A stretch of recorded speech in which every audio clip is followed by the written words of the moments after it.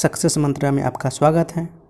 तो गाइज फिर से आज आप लोगों के बीच एक न्यू एडिटोरिया का प्रैक्टिस सेट लेकर हाजिर हूँ। तो गाइज आपसे रिक्वेस्ट है कि अगर आप इस चैनल पे पहली बार विजिट कर रहे हैं तो चैनल को सब्सक्राइब कर दीजिए प्लीज़, एवं बेल आइकन को दबा दीजिए ताकि जब भी मैं ऐसी वीडियो अपलोड करूँ तो सबसे पहले नोटिफिकेशन आपके पास पहुँचे। तो गाइज शुरू करते हैं। उससे पहले गाइज वीडियो अगर अच्छी लगी हो तो वीडियो को लाइक कर दीजिए एवं दोस्तों के साथ शेयर कर दीजिए। गाइज कमेंट जरूर करिए कि आपको यह प्रैक्टिस सेट कैसा लगा एवं आपने स्कोर कितना किया है। तो गाइज इसी के साथ शुरू करते हैं प्रैक्टिस सेट नंबर 1 जो कि एडिटोरिया का है। आपका पहला प्रश्न आपके फ़ोन स्क्रीन पे जो कि करंट अफेयर से शुरू होता है।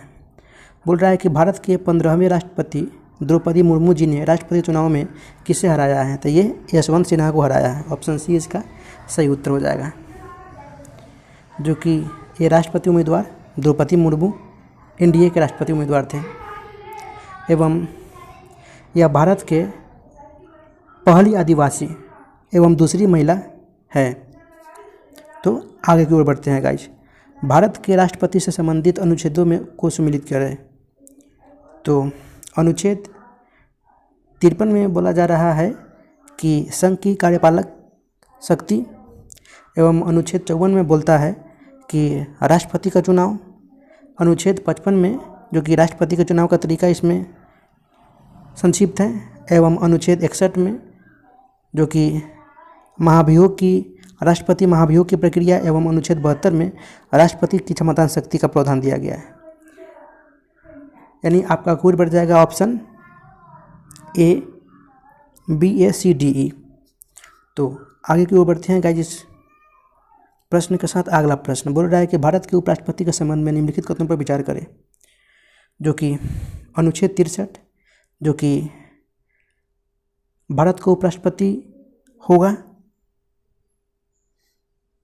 एवं अनुच्छेद 65 उपराष्ट्रपति का आकस्मिक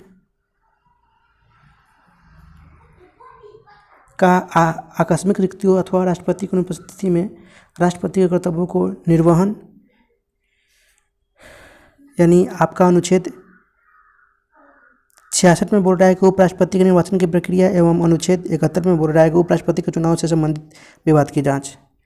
तो यहाँ पे आपका कथन अनुच्छेद 65 में उपराष्ट्रपति का राष्ट्रपति के रूप में कार्य करना, ये भी सत्य है।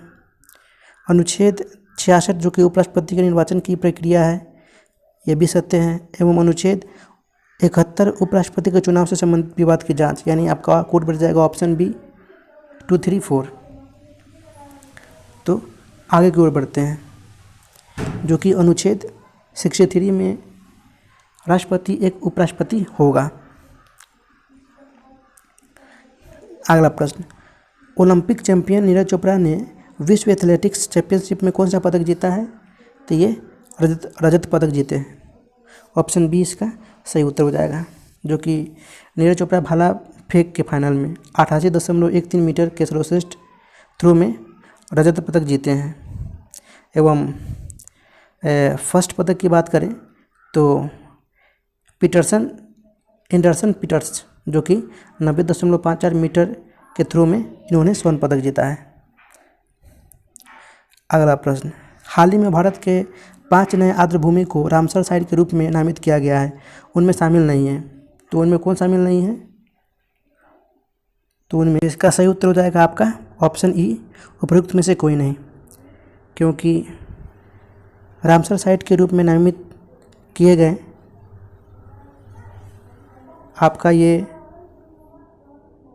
किरिकिली पक्षी अभयारण्य भी शामिल किया गया है, पलिन करनाई मार्स रिजर्व फॉरेस्ट भी शामिल किया गया है, साकेत सरसना आर्द्रभूमि भी शामिल किया गया है, एवं पाला आर्द्रभूमि भी शामिल किया गया है।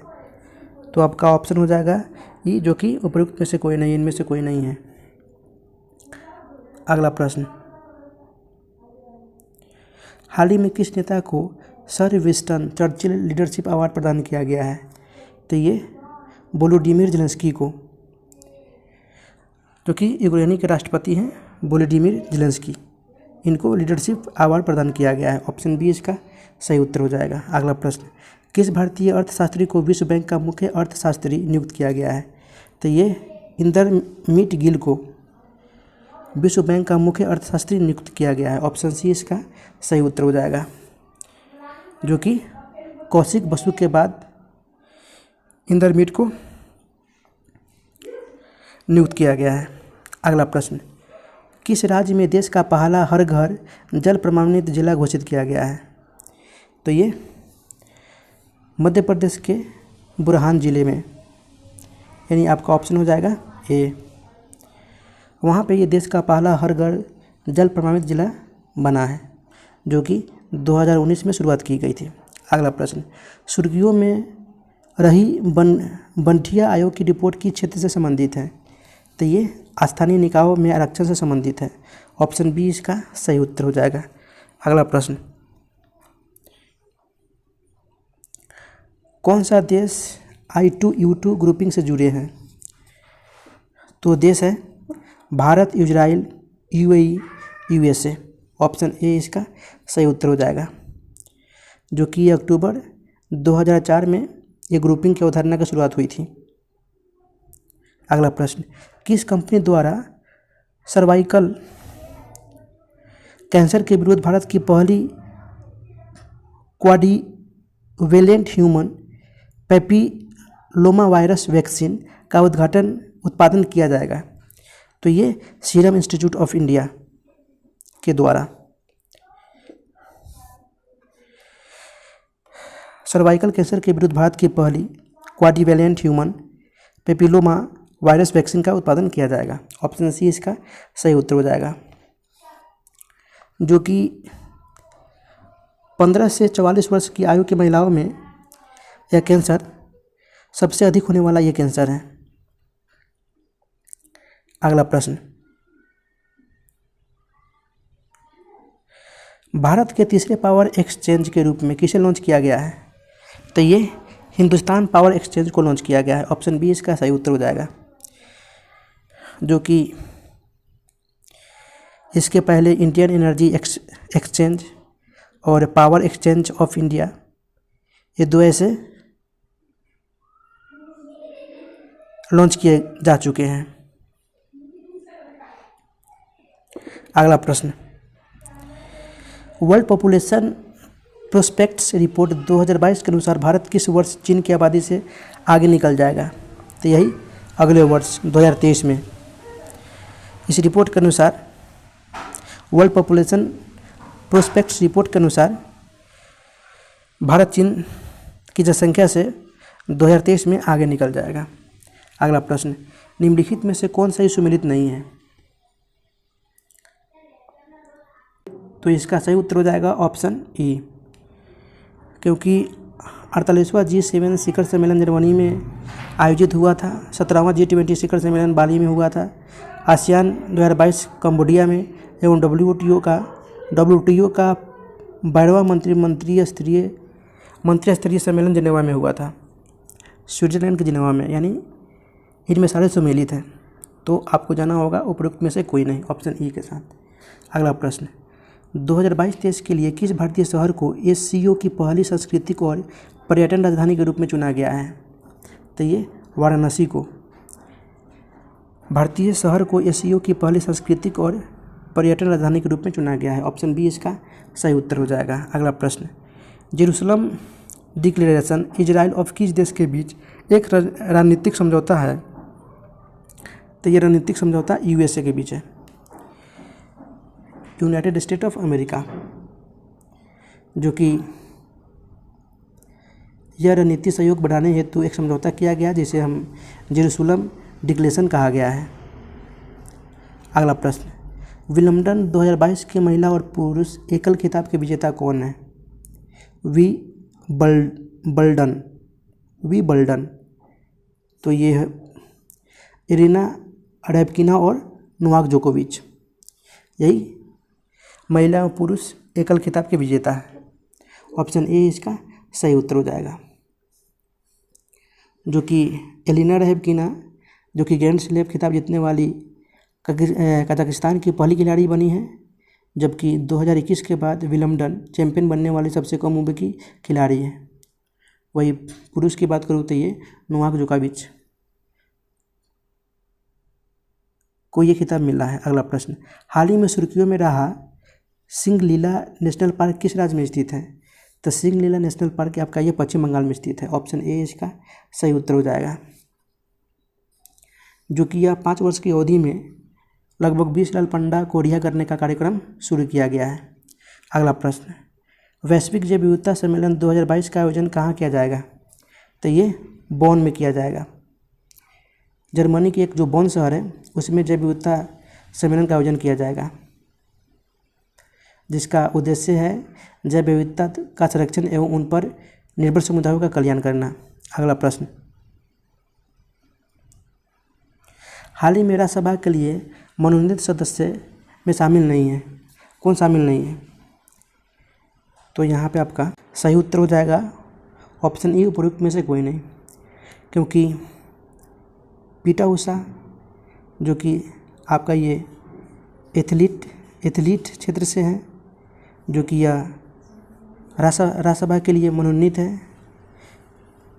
विजेंद्र प्रसाद जो कि फिल्म पटकथा लेखक से संबंधित है, एवं वीरेंद्र हेगड़े जो कि आध्यात्मिक नेता के क्षेत्र में है, एवं इलैयाराजा जो कि संगीत निर्देशक हैं। तो ये सभी सदस्य राज्यसभा के लिए मनोनीत है। तो आपका ऑप्शन हो जाएगा ई, उपरोक्त में से कोई नहीं। अगला प्रश्न, हाल ही में घोषित doctor Rajendra Prasad memorial award का संबंध किस क्षेत्र से है? तो ये लोक प्रशासन से है, लोक प्रशासन से। ऑप्शन बी इसका सही उत्तर हो जाएगा, जो कि ये लोक प्रशासन में अकादमिक उत्कृष्टता के क्षेत्र में इनको यह अवार्ड दिया गया है। अगला प्रश्न, राष्ट्रीय खाद्य सुरक्षा अधिनियम NFSA के कार्यान्वयन के लिए रैंकिंग सूचकांक में कौन सा राज्य शीर्ष पर है? तो राज्य है उड़ीसा। ऑप्शन सी इसका सही उत्तर हो जाएगा, जो कि राष्ट्रीय खाद्य सुरक्षा अधिनियम 2013 के कार्यान्वयन के जारी रैंकिंग सूचकांक में शीर्ष स्थान पे उड़ीसा है, जबकि दूसरे स्थान पे उत्तर प्रदेश और आंध्र प्रदेश है।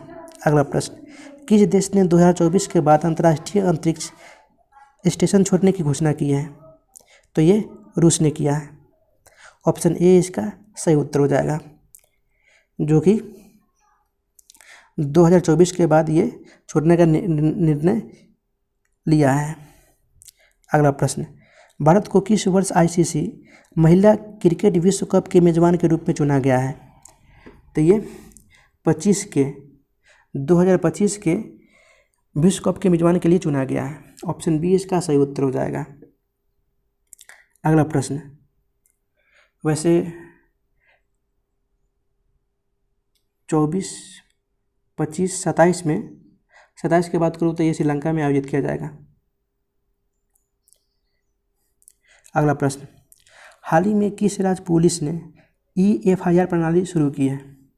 तो ये गुजरात पुलिस ने EFIR प्रणाली शुरू की है। ऑप्शन सी इसका सही उत्तर हो जाएगा, जो कि शुरुआत के दौरान जो नागरिक को पुलिस थाने गए बिना ऑनलाइन प्राथमिकी दर्ज करने में सक्षम बनाएगी, एवं दर्ज करते ही 48 घंटे के भीतर पुलिस सीधे शिकायतकर्ता से संपर्क करेगी। अगला प्रश्न, हाल ही में किस पनडुब्बी को भारतीय नौसेना से सेवा मुक्त किया गया है? तो ये IS सिंधु ध्वज को। ऑप्शन ए इसका सही उत्तर हो जाएगा। वैसे सिंधु ध्वज यानी समुद्र का ध्वजवाहक सिंधु ध्वज कहलाता है।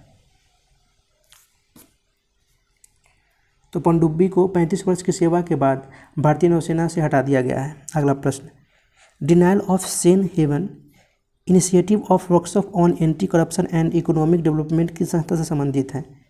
तो यह है ब्रिक्स से संबंधित। ऑप्शन डी इसका सही उत्तर हो जाएगा। अगला प्रश्न, संस्कृति मंत्रालय ने किस शहर में धमाका दिवस 2022 समारोह आयोजित किया है?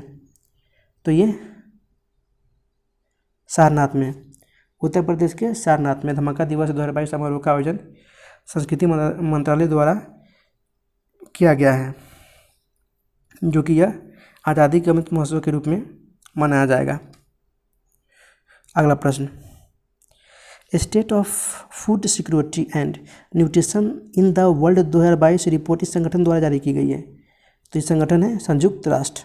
ऑप्शन ए इसका सही उत्तर हो जाएगा। अगला प्रश्न, हाल ही में किस संस्था ने कोविड-19 के प्रबंधन के लिए आयुष प्रथाओं का संग्रह जारी किया है? तो यह है नीति आयोग ने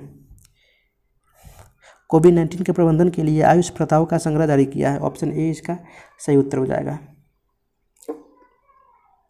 जो कि यह संग्रह कोविड-19 के खिलाफ देश की लड़ाई को मजबूत करने के लिए भारत के विभिन्न राज्यों और केंद्रशासित प्रदेशों द्वारा अपनाई गई प्रथाओं पर केंद्रीय जानकारी प्रदान करता है। अगला प्रश्न, फ्यूज का सिद्धांत संबंधित है, तो ये विद्युत के ऊष्मीय प्रभाव से।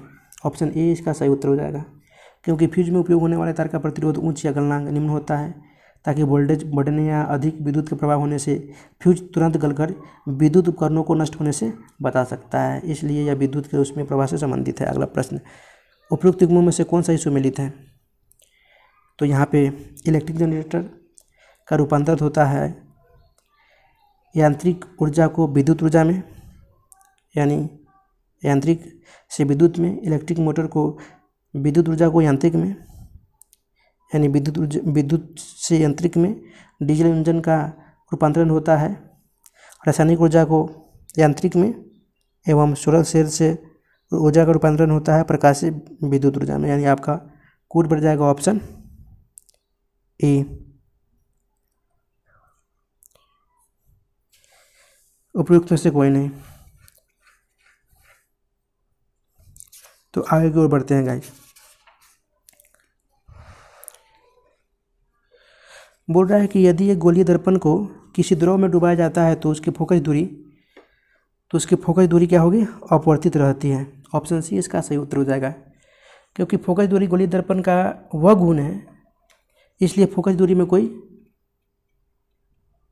अंतर नहीं होता, अर्थात ध्रुव में डुबाने पर यह अपवर्तित रहता है। अगला प्रश्न, प्रकाश तरंगों के एक माध्यम से दूसरे माध्यम में जाने पर जो चर प्रभावित होते हैं वे क्या होंगे? तो वे होंगे वेग और तरंगदैर्ध्य। ऑप्शन ए इसका सही उत्तर हो जाएगा, जो कि दूसरे माध्यम में जाने पर प्रकाश की आवृत्ति अपवर्तित रहती है, लेकिन उसका वेग और तरंगदैर्ध्य बदल जाता है। अगला प्रश्न, किसी बिंदु पर फ़ारेनहाइट तापक्रम सेंटीग्रेड तापक्रम का दुगना होता है, तो ये 160 डिग्री सेंटीग्रेड पे। ऑप्शन सी इसका सही उत्तर हो जाएगा, जो कि आप फार्मूले से निकाल सकते हैं। तापक्रम C-0/100 इजकल टू F-32/180, जो कि F मुझे दे रखा है दुगना था, यानी F इजकल टू 2C, तो आप फार्मूला से निकाल सकते हैं। अगला प्रश्न, प्रकाश वर्ष होता है, तो यह प्रकाश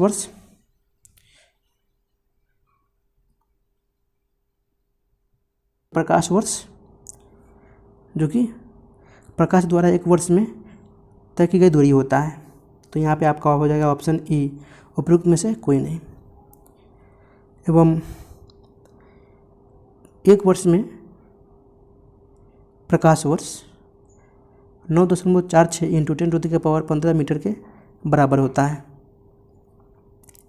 अगला प्रश्न, एक हार्स पावर में कितने जूल सेकेंड होते हैं? तो ये 746 वाट होते हैं। ऑप्शन सी इसका सही उत्तर हो जाएगा। एवं एक वाट में 1 जूल पर सेकेंड होते हैं, जबकि एक हॉर्स पावर में 746 जूल सेकेंड होते हैं। ऑप्शन सी इसका सही उत्तर हो जाएगा। अगला प्रश्न, लोलक घड़ियाँ गर्मियों में सुस्त हो जाती है क्योंकि? तो लोलक घड़ियाँ गर्मियों में सुस्त हो जाती है क्योंकि लोलक की लंबाई बढ़ जाती है। ऑप्शन सी इसका सही उत्तर हो जाएगा, क्योंकि गर्मियों की लंबाई बढ़ जाने से उसका आवर्तकाल भी बढ़ जाता है, इसलिए लोलक घड़ियाँ सुस्त हो जाती हैं। वैसे सरल लोलक का आवर्तकाल टी बराबर होता है 2π√L/g, जो कि L लोलक की लंबाई और G ग्रेविटेशनल फोर्स है, गुरुत्वीय त्वरण है। अगला प्रश्न, अतिचालक का लक्षण है, तो अतिचालक का लक्षण है शून्य परागमयता। ऑप्शन ए इसका सही उत्तर हो जाएगा, क्योंकि परागमयता किसी पदार्थ का वह गुण होता है जो चुंबकीय क्षेत्र स्थापित किए जाने में उस पदार्थ द्वारा प्रदर्शित सहायता की मात्रा बनाता है। इसलिए अतिचालक की प्रांगमता शून्य होती है। अगला प्रश्न, निम्नलिखित में से कौन आउटपुट डिवाइस नहीं है? तो है टच स्क्रीन। बाकी आउटपुट डिवाइस आपका मॉनिटर, प्रिंटर, प्लॉटर ये हैं। अगला प्रश्न, रेडियो एक्टिविटी का आविष्कार किया था? तो ये बैकुरेल ने किया था। ऑप्शन बी इसका सही उत्तर हो जाएगा 1896 में। अगला प्रश्न, भौतिक परिवर्तन का उदाहरण है? तो भौतिक परिवर्तन का उदाहरण ऑप्शन यहाँ पे हो जाएगा ऑप्शन ई, उपयुक्त में से एक से अधिक, क्योंकि जल का वाष्प में परिवर्तन, पानी में चीनी का घुलना, ये आपका भौतिक परिवर्तन है। भौतिक परिवर्तन वैसे परिवर्तन जो अस्थायी हो या परिवर्तन से कोई नया पदार्थ न बने, उसे ही हम भौतिक परिवर्तन कहते हैं। अगला प्रश्न, यहाँ पे आपका मोमबत्ती का जलना रासायनिक परिवर्तन हो जाएगा। अगला प्रश्न, परमाणु के कक्षों को भरने का क्रम नियंत्रित होता है? तो ये अफबाउ सिद्धांत द्वारा। ऑप्शन ए इसका सही उत्तर हो जाएगा। अगला प्रश्न, निम्नलिखित में से कौन एक मूल तत्व है? तो है हीरा, जो कि कार्बन का सूक्ष्म रूप है हीरा, जो कि एक मूल तत्व है। जबकि संगमरमर, शक्कर, रेत आपका ये कार्बन, हाइड्रोजन, ऑक्सीजन के मिश्रण है। अगला प्रश्न, निम्न में से सबसे अधिक क्रियाशील धातु कौन सा है? तो धातु है तांबा। ऑप्शन ए इसका सही उत्तर हो जाएगा, जो कि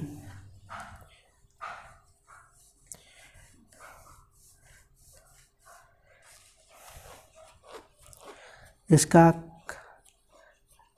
कालक्रम, जो कि सबसे ज़्यादा क्रियाशील धातु कॉपर, उसके बाद मरकरी, उसके बाद सिल्वर, उसके बाद गोल्ड। अगला प्रश्न, सोपस्टोन टॉल्क मुख्यतः है? तो सोपस्टोन आपका ये मैग्नीशियम सिलिकेट है। ऑप्शन डी इसका सही उत्तर हो जाएगा, जिसे हम टॉक कहते हैं, एवं यह अति मुलायम खनिज है। अगला प्रश्न, निम्नलिखित में से कौन सा जोड़ा तांबे के मिश्र धातुओं का नहीं है? तो जोड़ा है रिज मेटल और टाइप मेटल। ऑप्शन डी इसका सही उत्तर हो जाएगा।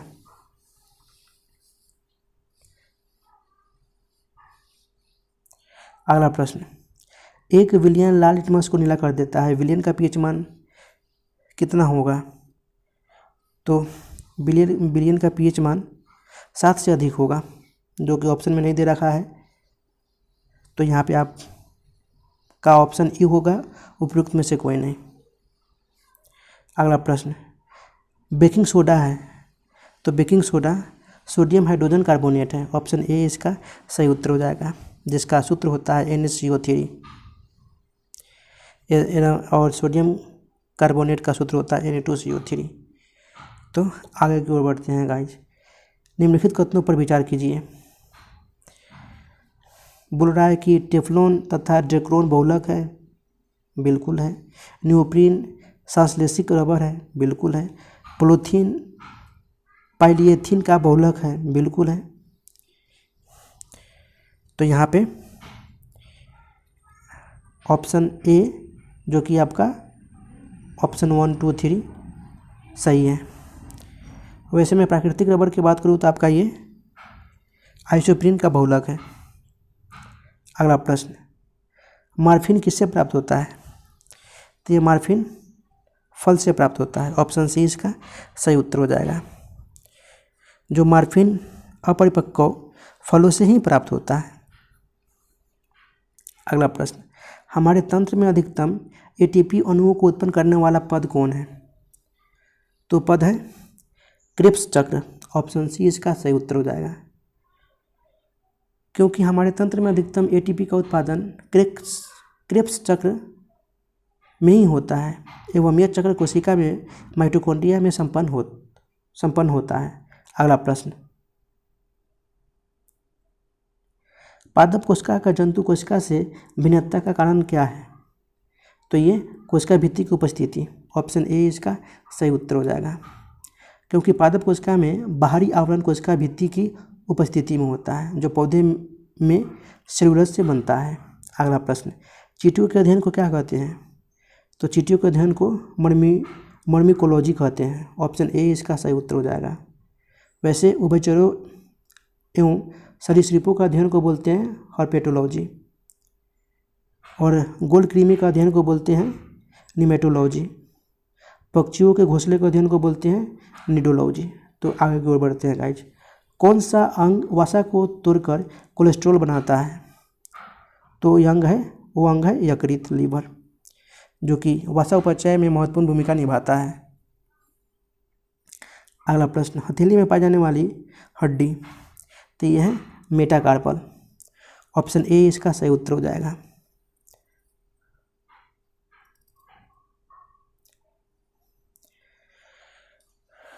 हथेली में पाई जाने वाली हड्डी मेटाकार्पल, और कलाई के जोड़ की हड्डियों को समूह को हम क्या बोलते हैं? कार्पल बोलते हैं। अगला प्रश्न, कौन सा विटामिन ई से संबंधित रासायनिक पदार्थ है? तो विटामिन है टोकोफेरोल। ऑप्शन ए इसका सही उत्तर हो जाएगा, जो कि हम विटामिन ए के नाम से जानते हैं, जिसकी कमी से नपुंसकता, बधापन आदि रोग होते हैं। अगला प्रश्न, सॉरी गाइज, नहीं मतलब आगे बोलता हूँ गाइज, कि नेप्थाक्विनोन जो कि आपका एक ऑर्गेनिक रसायन है, जो नेप्थलीन से संश्लेषित किया जाता है। अगला प्रश्न, विडार परीक्षण किसके लिए किया जाता है? तो आपका ये टाइफाइड के लिए किया जाता है। ऑप्शन सी इसका सही उत्तर हो जाएगा, जो कि टाइफाइड रोग का पता लगाने के लिए इसका उपचार किया जाता है, जो कि फ्रांस के वैज्ञानिक जीवाणुविद जॉर्ज फर्नेस इसिडोर विडाल के नाम पे रखा गया है। अगला प्रश्न, सूखा सहिष्णुता से संबंधित हार्मोन है, तो यह हार्मोन है एब्सिसिक अम्ल। ऑप्शन ए इसका सही उत्तर हो जाएगा, जो कि सूखे के प्रति सहनशील पौधे सूखे की परिस्थिति में एब्सिसिक अम्ल नामक पादप हार्मोन का संश्लेषण करता है, जिससे उन्हें जल को संरक्षित करने में मदद मिलती है। अगला प्रश्न, साल्क टीका निम्नलिखित में से किस व्याधि से संबंधित है? तो ये पोलियो से संबंधित है। ऑप्शन डी इसका सही उत्तर हो जाएगा, जो कि पोलियो एक विषाणु जनित रोग है एवं इसके खोजकर्ता है जोनास साल्क। अगला प्रश्न, किस संधि के अनुसार मराठा संगठन का वास्तविक नेता पेशवा बन गया है? तो बना है संगोला के संधि। ऑप्शन सी इसका सही उत्तर हो जाएगा, जो कि 1750 ईस्वी में बालाजी बाजीराव एवं राजाराम दो के बीच ये संगोला की संधि हुई थी, जो कि संधि के अनुसार मराठा संगठन के वास्तविक नेता पेशवा बन गया। अगला प्रश्न, निम्नलिखित में से कौन सा कथन असत्य है? तो इसका सही उत्तर हो जाएगा ऑप्शन ए, उपयुक्त में से एक से अधिक, क्योंकि इस्तेमारी व्यवस्था में प्रत्येक जमीन धारक को भू स्वामी मानक उसे स्थान लगान की दर तय की गई थी। आपका यह कथन असत्य है। एवं बिहार के रैयतवाड़ी भू राजस्व व्यवस्था लागू की गई थी। आपका यह भी कथन असत्य है, क्योंकि रैयतवाड़ी व्यवस्था में प्रत्येक जमीन धारक जो कि किसान को भूस्वामी मानकर उसे उसके साथ लगान की शर्तें तय की गई थी। एवं बंगाल, बिहार एवं उड़ीसा में अस्थायी बंदोबस्त लागू किया गया था। तो यहाँ पे आपका दो कथन जो कि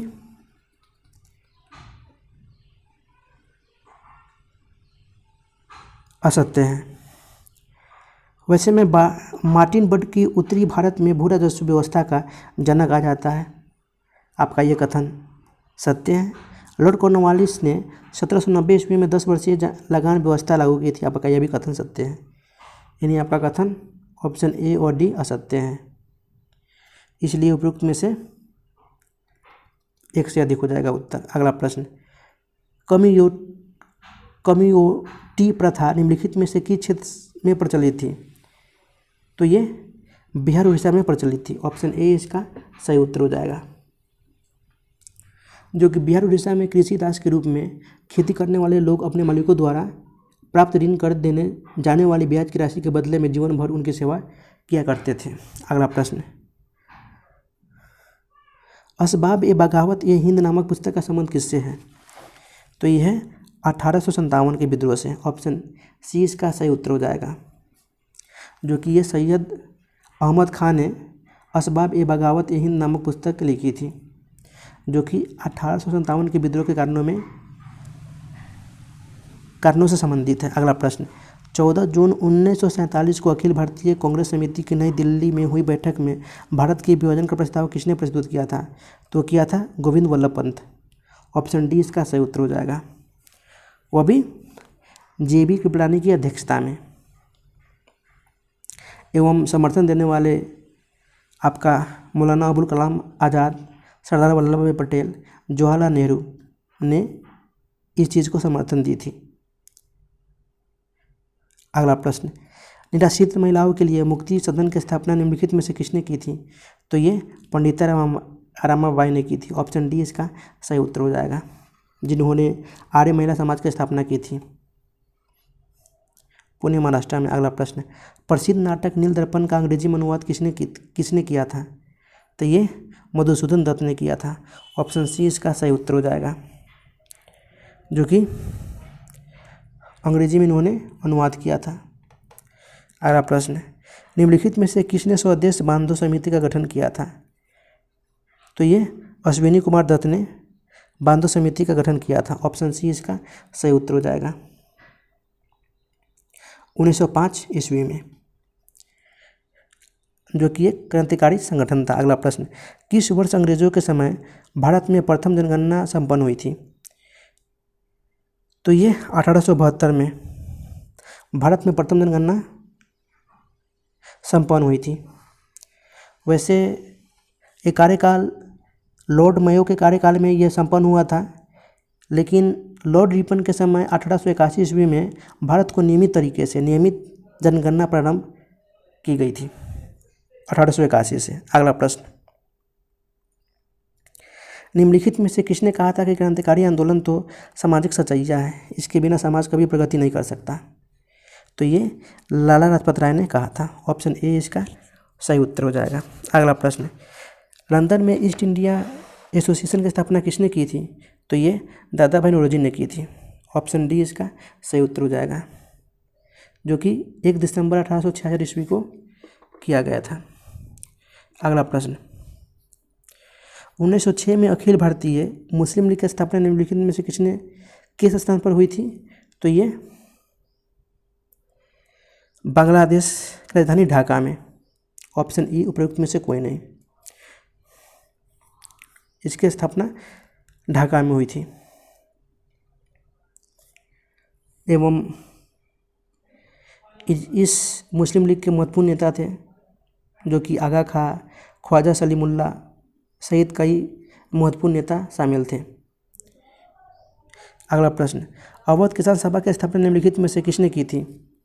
तो ये बाबा रामचंद्र ने की थी। ऑप्शन ए इसका सही उत्तर हो जाएगा, 1920 में। अगला प्रश्न, निम्नलिखित में से कौन सा युग्म सुमेलित नहीं है? तो साइमन कमीशन की नियुक्ति 1927 में बिल्कुल सही है।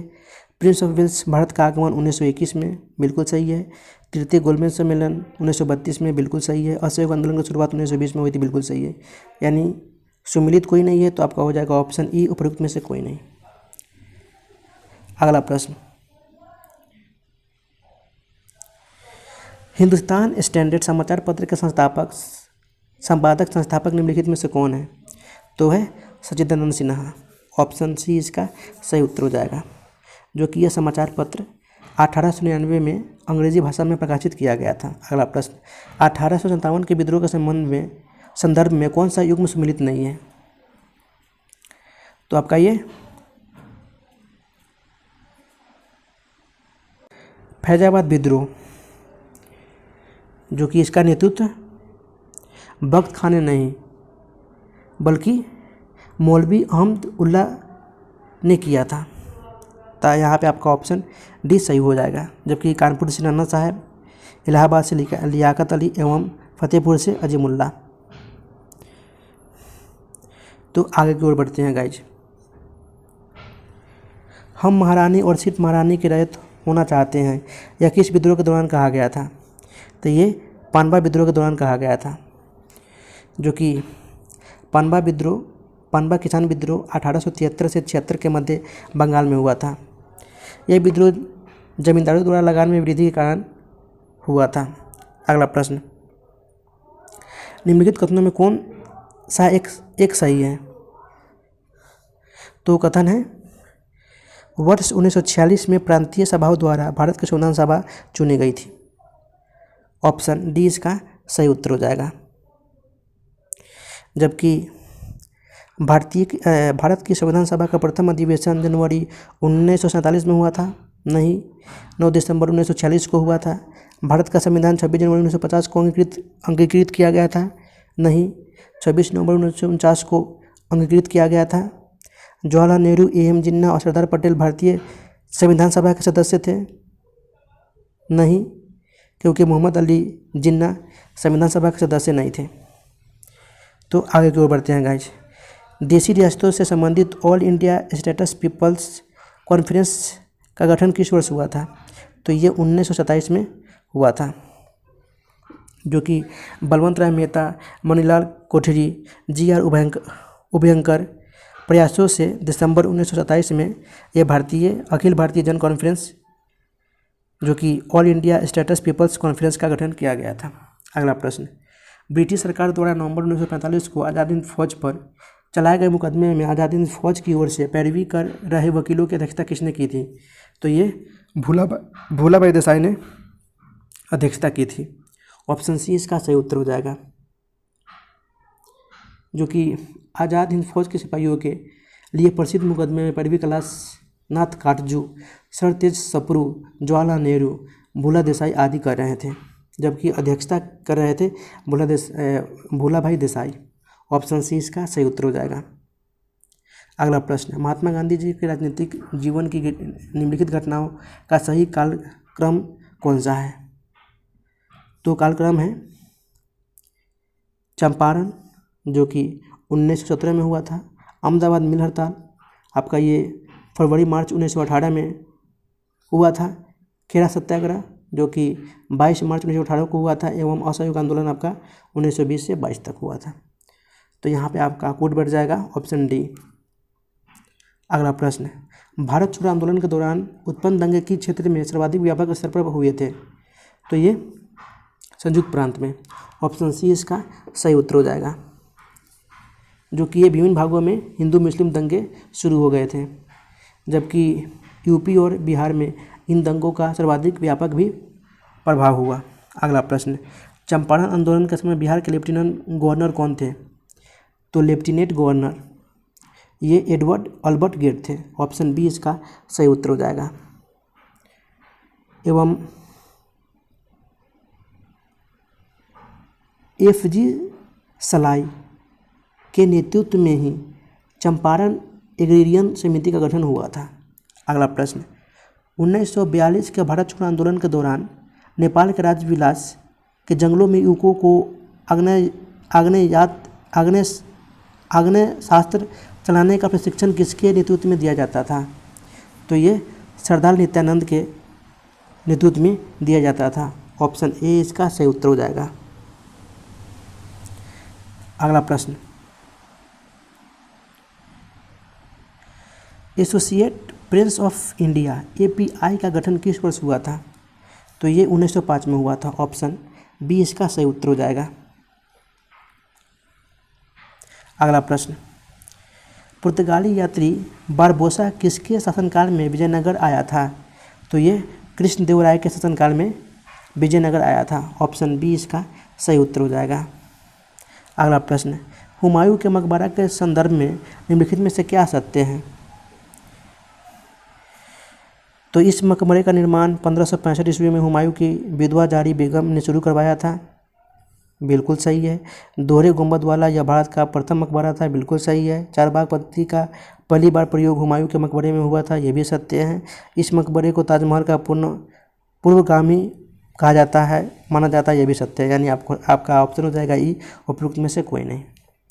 अगला प्रश्न, निम्नलिखित में से कौन अकबर का अंतिम सैन्य विजय अभियान था? तो वो था असीरगढ़। ऑप्शन सी इसका सही उत्तर हो जाएगा, जो कि असीरगढ़ के शासक मीर बहादुर के खिलाफ यह सैन्य अभियान की शुरुआत की गई थी 1599 ईस्वी में अकबर ने के द्वारा, एवं 1601 ईस्वी में अकबर ने अपने अंतिम आक्रमण में असीरगढ़ के जिलों को जीत लिया था। अगला प्रश्न, किस शासक ने दिल्ली सल्तनत में विद्रोह के दमन के लिए 4 अध्यादेश जारी किए हैं? तो शासक है अलाउद्दीन खिलजी। ऑप्शन बी इसका सही उत्तर हो जाएगा, जो कि अलाउद्दीन खिलजी ने 1296 से 1316 ईस्वी तक शासन किया था।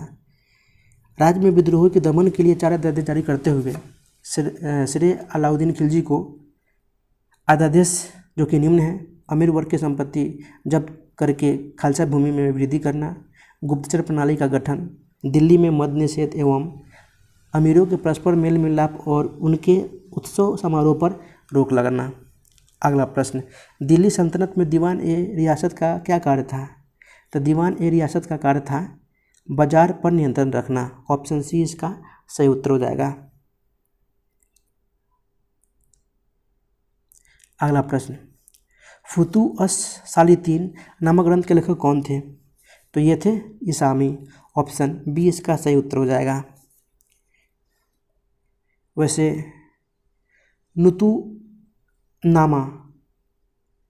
नुतुनामा जो कि नुतीनामा लेखक रचनाकार तुतीनामा रचना के लेखककार आपका हो जाएगा जिया नक्शवी, एवं तबकात नासरी के रचना के लेखक हो जाएंगे मिनहाज उस रिसाज, एवं ताजुल मासीर रचना के लेखक हो जाएंगे हसन निजामी। अगला प्रश्न, वाकाटक वंश के किस शासक ने 4 अश्वमेध यज्ञ, एक वाजपेय यज्ञ तथा अन्य वैदिक यज्ञों का अनुष्ठान किया था? तो किया था प्रवेशर सेन प्रथम ने। ऑप्शन ए इसका सही उत्तर हो जाएगा, जो कि वाकाटक वंश में प्रवर सेन प्रथम एकमात्र ऐसा शासक था जिसने सम्राट अशोक की उपाधि की धारण की थी। अगला प्रश्न, सोलंकी वंश की स्थापना निम्नलिखित में से किसने की थी? तो ये मूलराज प्रथम ने की थी। ऑप्शन ए इसका सही उत्तर हो जाएगा, एवं सोलंकी वंश की राजधानी अनहिलवाड़ा थी। अगला प्रश्न, निम्नलिखित में से किसके अनुयायियों को निग्रंथ कहा जाता था? तो ये पार्श्वनाथ को निग्रंथ कहा जाता था। ऑप्शन सी इसका सही उत्तर हो जाएगा। वैसे जैन धर्म के 23वें तीर्थकार पार्श्वनाथ ही थे, जो काशी के इक्ष्वाकु वंशीय राजा अशोक सेन के पुत्र थे। अगला प्रश्न, मौर्यकालीन प्रशासन में टकसाल का अध्यक्ष कहलाता था, क्या कहलाता था? तो ये लक्षणाध्यक्ष कहलाता था। ऑप्शन सी इसका सही उत्तर हो जाएगा। वैसे वाणिज्य का अध्यक्ष पानाध्यक्ष कहलाता था। काताई बुनाई का अध्यक्ष सूत्राध्यक्ष कहलाता था। धातु विभाग का अध्यक्ष लोहाध्यक्ष कहलाता था। अगला प्रश्न, हड़प्पा सभ्यता का सर्वाधिक पश्चिमी पुरास्थल क्या है? तो ये है सुतका गेंडोर। ऑप्शन बी इसका सही उत्तर हो जाएगा। इस सभ्यता का सर्वाधिक पश्चिमी पुरास्थल सुतका गेंडोर, जो कि पूर्वी पुरास्थल आलमगीर, उत्तरी पुरास्थल माडा और दक्षिणी पुरास्थल दामाबाद है।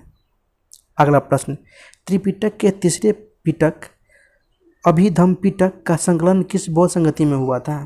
तो ये तृतीय बौद्ध संगति में हुआ था। ऑप्शन सी इसका सही उत्तर हो जाएगा, जो कि तृतीय बौद्ध संगति अशोक के शासनकाल में पाटलिपुत्र में मोगलीपुत्र तीस की अध्यक्षता में हुई थी, एवं राजगीर में हुए प्रथम बौद्ध संगति में विनय पिटक और सूत पिटक का संकलन हुआ था। अगला प्रश्न, अश्वघोष किस शासक के दरबार में सुशोभित करते थे? तो अश्वघोष कनिष्क के दरबार में, कनिष्क शासक के दरबार में सुशोभित करते थे। ऑप्शन बी इसका सही उत्तर हो जाएगा, जो कि कनिष्क के अश्वघोष कुषाण शासक, जो कि कवि कनिष्क के राजकवि थे। अश्वघोष की प्रमुख रचनाओं में बुद्धचरित, सौंदरानंद एवं सारिपुत्र प्रकरण शामिल है। इसमें प्रथम 2 महाकाव्य तथा अंतिम नाटक ग्रंथ है। अगला प्रश्न, उदयगिरी गुहालेख में किस गुप्त शासक की विजयों का उल्लेख है? तो ये चंद्रगुप्त द्वितीय का उल्लेख है। ऑप्शन सी इसका सही उत्तर हो जाएगा। समुद्रगुप्त के बाद चंद्रगुप्त द्वितीय 380 से 412 ईसा पूर्व शासक बना। चंद्रगुप्त द्वितीय के शासनकाल में गुप्त साम्राज्य अपने चरमोत्कर्ष पर पहुंचा। अगला प्रश्न, धार्मिक कविताओं का संकलन कुरल निम्न में किस भाषा से संबंधित है? तो ये भाषा है तमिल। ऑप्शन ए इसका सही उत्तर हो जाएगा, जो कि कुरल तमिल या बाइबल भी कहा जाता है एवं इसे मुपाल भी कहते हैं। अगला प्रश्न, कुमायूं हिमालय के संबंध में निम्नलिखित में से कौन सा कथन असत्य है? तो असत्य की बात कर रहा है तो कुमायूं हिमालय विस्तार सतलज नदी से, जो कि सतलज नदी से लेकर काली नदी तक उत्तराखंड में है, जबकि नेपाल हिमालय का विस्तार काली नदी से तीस्ता नदी तक है। तो यहाँ पे आपका कथन ऑप्शन ए, जो कि इसका विस्तार काली नदी से तीस्ता नदी तक है, आपका ऑप्शन यहाँ पे सही हो जाएगा, क्योंकि ये नेपाल भी हिमालय का विस्तार काली नदी से तीस्ता नदी तक है, जबकि हिमालय गंगोत्री हिमनद इस क्षेत्र में है। हुमायूं हिमालय के संबंध में यह भी कथन सत्य है। दून घाटिया शिवालिक और मध्य हिमालय के बीच है, यह भी कथन सत्य है। यहाँ केदारनाथ तथा बद्रीनाथ जैसी पर्वतीय चोटियाँ है, बिल्कुल सही है। यानी आपका कथन ऑप्शन ए सही उत्तर हो जाएगा। अगला प्रश्न, निम्नलिखित में से कौन ताजे पानी की झील है नहीं बल्कि एक लेगून झील है? तो है ऑप्शन हो जाएगा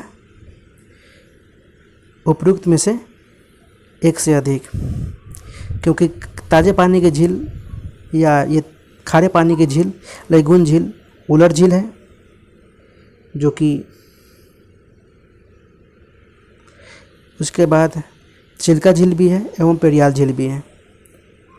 तो आगे की ओर बढ़ते हैं गाइज।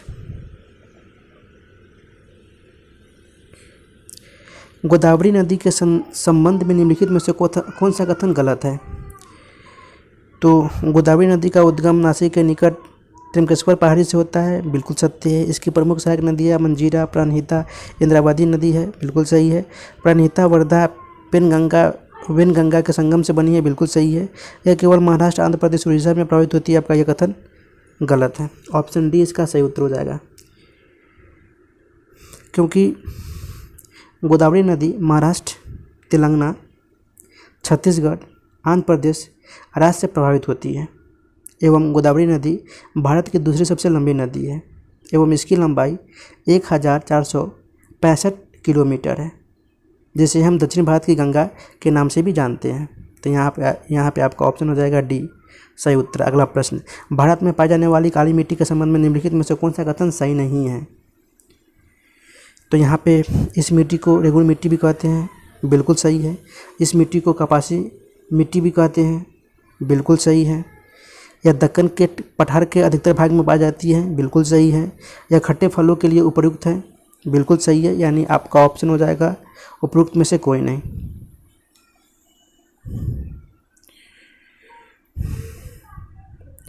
अगला प्रश्न, निम्नलिखित बांध और उनसे संबंधित राज्यों को सम्मिलित करें। तो चेरुथोनी बांध, जो कि आपका ये केरल में है। इंदिरा सागर बांध, जो कि मध्य प्रदेश में है। कृष्णराज सागर बांध, ये आपका कर्नाटक में है एवं मेतूर बांध आपका ये तमिलनाडु में है। यानी आपका कोड बैठ जाएगा ऑप्शन सी 4132।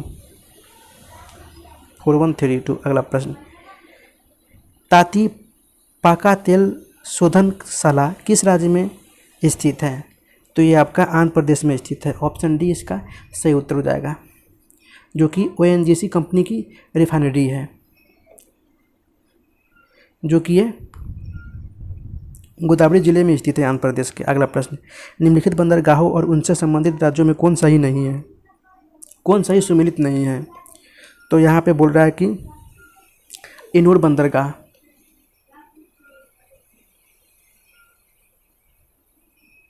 तो आपका यहाँ पे जो कि आपका ये इनोर बंदरगाह सही सुमेलित नहीं है। आपका ये केरल में नहीं बल्कि चेन्नई में है। जवाहरलाल नेहरू बंदरगाह महाराष्ट्र में है। मरमा गोवा बंदरगाह गोवा में है। पारादीप बंदरगाह आपका उड़ीसा में है। अगला प्रश्न, निम्नलिखित में से किस संघ राज्य क्षेत्र में महिला साक्षरता दर सर्वाधिक है? किस राज्य क्षेत्र में? तो आपका ये लक्षद्वीप में महिला साक्षरता दर सर्वाधिक है 2011 की जनगणना के अनुसार। ऑप्शन बी इसका सही उत्तर हो जाएगा। तो यहाँ पे है सर्वाधिक महिला साक्षरता वाले संघ राज्य क्षेत्र। वैसे सर्वाधिक महिला साक्षरता वाला राज्य की बात करूँ तो वो केरल है, और न्यूनतम महिला साक्षरता वाला राज्य आपका बिहार है, एवं न्यूनतम महिला साक्षरता वाला केंद्र शासित प्रदेश आपका दादरा एवं नगर हवेली है। अगला प्रश्न,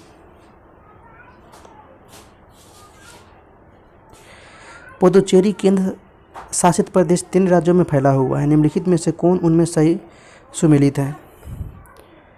तो है आपका यहाँ पे एनम जो कि आंध्र प्रदेश में है, कराईकाल तमिलनाडु में है, एवं माहे जो कि अरब सागर आपका ये केरल में स्थित है। तो आपका यहाँ पे कूट बढ़ जाएगा, ऑप्शन हो जाएगा डी 1 2 3। अगला प्रश्न, निम्नलिखित में से कौन सा देश भूमध्य रेखा पर अवस्थित है? तो है कोलंबिया और केन्या, यानी आपका ऑप्शन ई हो जाएगा उपयुक्त में से एक से अधिक। अगला प्रश्न, निम्नलिखित प्रायद्वीपों और उनकी भौगोलिक स्थिति के संबंध में निम्नलिखित में से कौन सुमेलित नहीं है? तो आइबेरियन प्रायद्वीप जो कि विस्के की खाड़ी है, बास्कन प्रायद्वीप जो कि काला सागर है, कोयला प्रायद्वीप जो कि श्वेत सागर है, केप पार्क प्रायद्वीप जो कि कार्पेटिया की खाड़ी है। तो यहाँ पे आपका सारे सुमेलित है। बोल रहा है कौन सुमेलित नहीं है, तो ऑप्शन हो जाएगा ई उपरोक्त में से कोई नहीं। अगला प्रश्न, निम्नलिखित भू आकृति और उनकी स्थिति को सुमेलित करना है। तो बोल रखा है कि जलोढ़ जो कि आपका ये पर्वतीय गिरिपात से संबंधित है।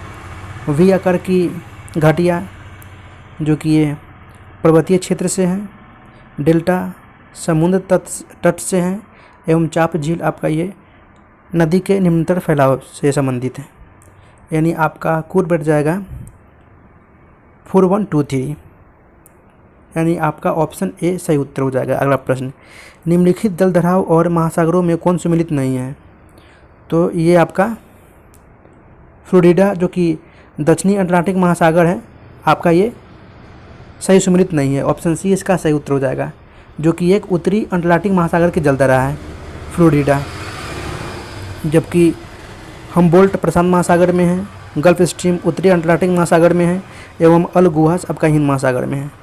अगला प्रश्न, क्षेत्रफल की दृष्टि से निम्नलिखित देशों का सही आरोही क्रम कौन सा है? तो अर्जेंटीना, भारत, ऑस्ट्रेलिया और ब्राज़ील, यानी आपका ऑप्शन सी इसका सही उत्तर हो जाएगा। अगला प्रश्न, निम्नलिखित में से कौन सही सुमेलित नहीं है? तो एटना जो कि सिसिली में है, कोटोपैक्सी इक्वाडोर में है, वेसुवियस आपका इटली में है, एरिबस आपका रोस द्वीप में है। यानी ऑप्शन ई हो जाएगा उपयुक्त में से कोई नहीं। यहाँ से आपका मैथ का प्रश्न शुरू होता है, तो आप लोग सॉल्व कर लीजिएगा। मैं इसका उत्तर बता देता हूँ। बोल रहा है कि यदि p = 7 के स्क्वायर भागा छोटी ब्रैकेट शुरू होता है 7 के पावर 1/2 के पावर 8 है, तो p का मान कितना होगा? तो p का मान 1/49 होगा। अगला प्रश्न, सोनाली और अनीसा की आयु में अंतर 12 वर्ष है। यदि 9 वर्ष पहले बड़ी की आयु छोटी की आयु से 4 गुनी थी तो उनकी वर्तमान आयु क्या होगा? तो उनकी वर्तमान आयु होगा 13 और 25। अगला प्रश्न, एक मानचित्र में 1 सेंटीमीटर बराबर 18.5 किलोमीटर के रूप में दिखाया गया है। स्थान x और स्थान y के बीच की दूरी 22.25 सेंटीमीटर है। वास्तविक दूरी किलोमीटर में ज्ञात कीजिए। तो ये होगा 411.625 किलोमीटर। अगला प्रश्न, यदि 371 m825 11 से विभाजित है तो m का न्यूनतम मान कितना होगा? तो m का न्यूनतम मान 8 होगा। अगला प्रश्न, यदि ग्लेड को कूट भाषा में 67,810 और मानसून को 23,95,339 लिखा जाए तो रेंसम को किस संख्या में लिखेंगे? तो ये रेंसम को 1,89,532 के भाषा में लिखेंगे। ऑप्शन डी इसका सही उत्तर हो जाएगा। एक व्यक्ति की वर्तमान में लाल रक्त कोशिका आरबीसी की संख्या 64,000 है और यदि प्रतिदिन 5% की दर से बढ़ रही हो तो 2 दिन के बाद आरबीसी की संख्या कितनी होगी? तो ये कुल 70,560 हो जाएगी, क्योंकि आरबीसी की संख्या बराबर जो कि दे रखा है कुल संख्या जो कि 64,000 है, 5% यानी 105/100 इंटू 105/100 की दर से 2 दिनों को निकालना है। तो इस प्रकार आपका उत्तर हो जाएगा ऑप्शन ए। अगला प्रश्न, अजीत एक कार्य को 4 दिनों में पूरा करता है जबकि विकास उसी कार्य को 3 दिनों में पूरा कर सकता है। यदि वे दोनों मिलकर कार्य पूरा करते हैं तो कुल मिलाकर 350 रुपये का भुगतान प्राप्त करते हैं तो अजीत का हिस्सा कितना होगा? तो अजीत का हिस्सा होना चाहिए 150 रुपये। अगला प्रश्न, निम्न आरेखों में कौन सा शिक्षक, चिकित्सक एवं पुलिस के बीच संबंध प्रदर्शित करता है? तो यहाँ पे आपका जो कि तीनों अलग अलग है, एक शिक्षक है, एक चिकित्सक है और एक पुलिस है, तीनों का संबंध अलग अलग प्रदर्शित करता है। ऑप्शन सी इसका सही उत्तर हो जाएगा। अगला प्रश्न, कोई धन साधारण ब्याज की एक विशेष दर पर 1/4 वर्ष में अपने से 41/40 गुना हो जाता है, ब्याज की वार्षिक दर क्या होगी? तो ये 10% हो जाएगी। अगला प्रश्न, 3 नल ए बी सी एक खाली टंकी को 5 घंटे में भर देते हैं। यदि सी की गति बी से दुगनी हो तो बी की गति ए से दुगनी हो तो नल ए खाली टंकी को भरने में कितना समय लेगा? तो ये 35 घंटे का समय लेगा। अगला प्रश्न, जो कि बिहार में खुले वनों का क्षेत्रफल कितना है? तो ये 3,761.54 वर्ग किलोमीटर है। ऑप्शन ए इसका सही उत्तर हो जाएगा। अगला प्रश्न, भारत वन स्थिति रिपोर्ट 2011 के अनुसार देश के वनों में कुल कार्बन स्टॉक होने का अनुमान कितना है? तो ये 7,204 मिलियन टन होने का अनुमान है। ऑप्शन बी इसका सही उत्तर हो जाएगा, जो कि 2011 के तुलना में 79.4 मिलियन टन की वृद्धि हुई है। अगला प्रश्न, भारत वन स्थिति रिपोर्ट 2021 के अनुसार क्षेत्रफल की दृष्टि से सर्वाधिक वन आवरण वाले निम्न राज्यों का सही आरोही क्रम पता है? तो वो आरोही क्रम हो जाएगा, आरोही क्रम मध्य प्रदेश, अरुणाचल प्रदेश, छत्तीसगढ़, उड़ीसा। ऑप्शन सी इसका सही उत्तर हो जाएगा, जो कि मध्य प्रदेश में वन का क्षेत्रफल 77,492 किलोमीटर है, अरुणाचल प्रदेश में 66,430 वर्ग किलोमीटर है एवं छत्तीसगढ़ में 55,716 वर्ग किलोमीटर है और उड़ीसा में 52,155 वर्ग किलोमीटर है। तो आगे की ओर बढ़ते हैं गाइज।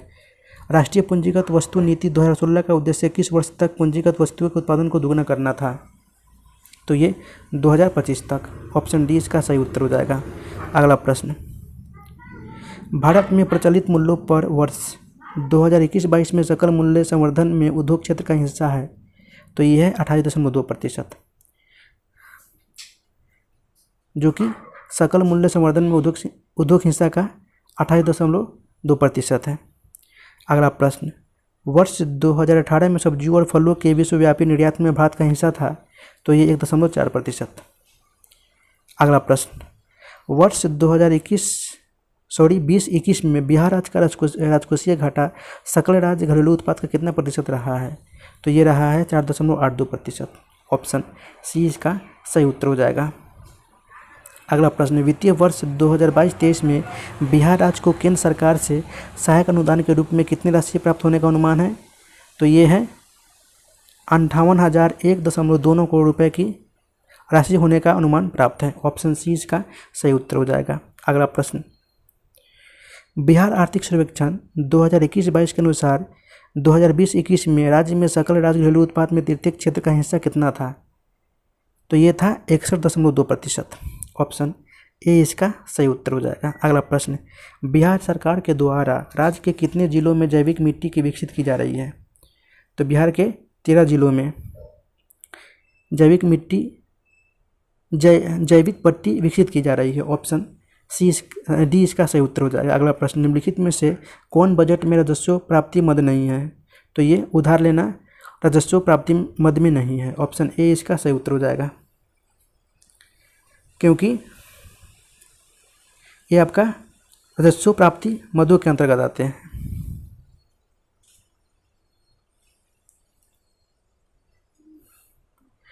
सार्वजनिक उपकरणों से लाभ। अगला प्रश्न, समावेशी विकास सूचकांक निम्नलिखित में से किसके द्वारा जारी किया जाता है? तो ये विश्व आर्थिक मंच द्वारा जारी किया जाता है। ऑप्शन सी इसका सही उत्तर हो जाएगा। अगला प्रश्न, भुगतान संतुलन क्या है? तो भुगतान संतुलन जो कि शेष विश्व के साथ एक देश के सभी निवासियों के सभी आर्थिक व्यवहारों का विवरण है। ऑप्शन सी इसका सही उत्तर हो जाएगा। अगला प्रश्न, मानव विकास रिपोर्ट में लिंग असमानता सूचकांक GII को किस वर्ष शामिल किया गया था? तो ये 2010 में शामिल किया गया था। ऑप्शन सी इसका सही उत्तर हो जाएगा। अगला प्रश्न, निम्नलिखित में से कौन लातविया की राजधानी है? तो ये है रीगा। ऑप्शन ए इसका सही उत्तर हो जाएगा। वैसे बेलारूस की राजधानी मिन्स्क है, एवं लिथुआनिया की राजधानी विनियस है, एवं रोमानिया की राजधानी बुखारेस्ट है। अगला प्रश्न, निम्नलिखित में से किस अधिनियम के द्वारा केंद्र में द्विसदनीय विधायिका की स्थापना की गई थी? तो आपका उत्तर हो जाएगा ऑप्शन ई उपयुक्त में से कोई नहीं, क्योंकि 1919 के भारत शासन अधिनियम के द्वारा ही केंद्र में द्विसदनीय विधायिका की व्यवस्था की गई थी। प्रथम राज्य परिषद तथा दूसरी केंद्रीय विधानसभा। अगला प्रश्न, राष्ट्रपति के सिफारिश से बगैर कोई विधायक जो कर लगाता है विधायिका में नहीं रखा जा सकता। यह प्रावधान भारत के संविधान के किस अनुच्छेद के अंतर्गत आता है? तो ये अनुच्छेद 117 के अंतर्गत आता है। ऑप्शन डी इसका सही उत्तर हो जाएगा। अगला प्रश्न, निम्नलिखित में से कौन सा एक भारत के संविधान में राज्य सूची में सम्मिलित है? तो है पुलिस, कानून व्यवस्था और जेल, जबकि दंड प्रक्रिया इनके हाथ में नहीं है, राज्य के हाथ में नहीं है। ऑप्शन 1, 2, 3 कूट आपका सी सही उत्तर हो जाएगा।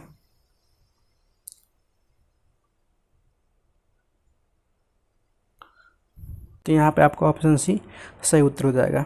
1, 2, 3। अगला प्रश्न, मूल अधिकारों से असंगत या उन अल्पीकरण करने वाली विधायकों को कुछ अनुच्छेद के अंतर्गत शून्य घोषित किया जाता है। तो ये अनुच्छेद है ऑप्शन ई उपयुक्त में से कोई नहीं, क्योंकि वो अनुच्छेद है 13 जो मूल अधिकारों से असंगत या उनके अल्पीकरण करने वाली विधियों को शून्य घोषित करता है। एवं अनुच्छेद 13 के अनुसार ही राज्य ऐसी कोई विधि नहीं बनाएगा जो भाग 3 द्वारा प्रदत्त मूल अधिकारों को समाप्त या शून्य करती है। अगला प्रश्न,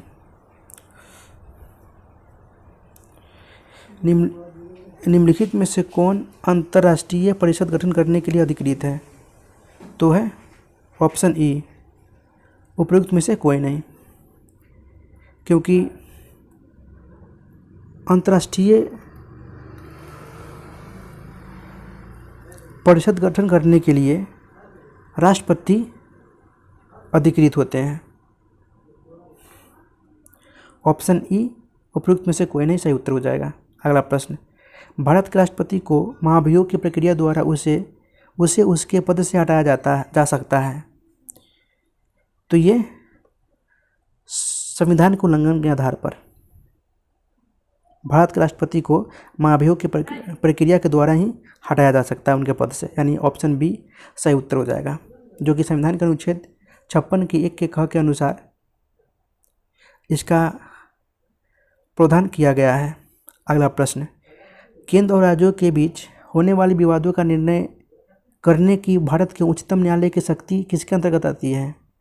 तो ये मूल अधिकारों के अंतर्गत आती है, मूल अधिकारिता के अंतर्गत आती है। ऑप्शन डी इसका सही उत्तर हो जाएगा। अगला प्रश्न, भारतीय संविधान का कौन सा अनुच्छेद अपनी पसंद के व्यक्ति से विवाह करने के किसी व्यक्ति के अधिकार को संरक्षण देता है? तो देता है अनुच्छेद 21। ऑप्शन ए इसका सही उत्तर हो जाएगा। एवं अनुच्छेद 21 में कुछ निहित अधिकार निम्न हैं, जो कि सम्मान के साथ जीने का अधिकार, आजीविका का अधिकार, स्वच्छ पर्यावरण का अधिकार, सामाजिक सुरक्षा और परिवार की सुरक्षा का अधिकार एवं जानने एवं सूचित करने का अधिकार। अगला प्रश्न, निम्नलिखित में से कौन सी एक सबसे बड़ी संसदीय समिति है? तो है प्राक्कलन समिति। ऑप्शन डी इसका सही उत्तर हो जाएगा, जिसमें सदस्यों की संख्या 30 है। वैसे लोक लेखा समिति में सदस्यों की संख्या 22 थी एवं सरकारी उपक्रम समिति में सदस्यों की संख्या इसमें भी 22 थी एवं याचिका समिति में सदस्यों की संख्या 25, जो कि 15 लोकसभा के सदस्य और राज्यसभा के 10। अगला प्रश्न, जो कि इस प्रैक्टिस सेट का लास्ट प्रश्न है, भारत में मताधिकार और निर्वाचित होने का अधिकार है, तो ये है संवैधानिक अधिकार। ऑप्शन सी इसका सही उत्तर हो जाएगा। तो गाइज ये था आपका एडुटेरिया का नया प्रैक्टिस सेट, जो कि वॉल्यूम 3 है। वीडियो को शुरू से लेकर अंत तक देखने के लिए आपको बहुत बहुत धन्यवाद। फिर मिलते हैं नेक्स्ट वीडियो में, तब तक के लिए good bye, Jai Hind, take care of yourself.